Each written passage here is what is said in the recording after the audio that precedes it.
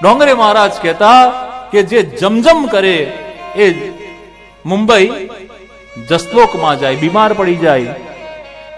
જે જમા કર કર કરે, ભેગું જ કર કર કરે, કોઈને આપે જ નહીં, એ જમલોક યમરાજને ત્યાં જાય. ભગવાને આપ્યું હોય તો સોસાયટીને ડિસ્ટ્રીબ્યુટ કરો. જમજમ કરે એ જમલોક જાય, જમા કર કર કરે એ જમલોક જાય, જમજમ કરે એ જસલોક જાય. અને ડોંગરે મહારાજ કહેતા કે જે બધાને જમાડ જમાડ કરે ને એ જગદીશ્વરને ત્યાં જાય, એ જગદીશ્વરને ત્યાં જાય. ભૂખ્યાને અન્ન આપો, મોટું સદાવ્રત ન કરો, પણ અતિથિ તમારા ઘરેથી પાણી પીધા વિના, તમારું અન્ન લીધા વિના ન જાય, એની માટે ખૂબ કાળજી રાખો. ખૂબ પ્રેમથી બધાને જમાડો. અન્નદાન મહાદાન છે. અને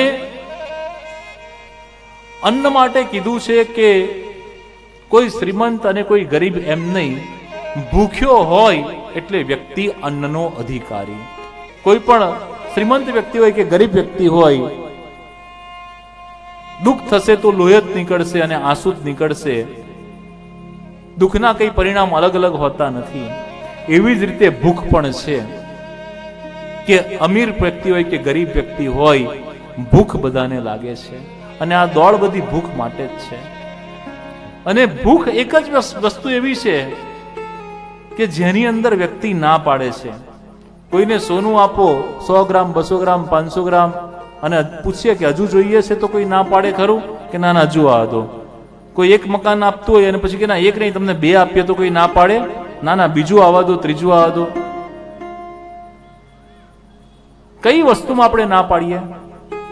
ભોજન કરવા બેઠા હોય, 4 રોટલી ખવાય, 2 વાડકા રસ પીવાય, 2-5 ગુલાબજાંબુ ખવાય, 1 વાડકી શ્રીખંડ ખવાય, 1 લાડુ ખવાય, થોડો ભાત ખવાય, થોડી દાળ ખવાય, થોડું શાક ખવાય, અને પછી કોઈ આગ્રહ કરે કે ના ના મારા સમય 1 રોટલી ખાવી પડશે, તો આપણે શું કહીશું?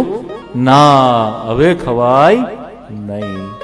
ભૂખ જ માત્ર એવી છે કે જ્યાં વ્યક્તિ ના પાડે છે કે હવે મારે જોઈતું નથી, હવે મારી કેપેસિટી નથી.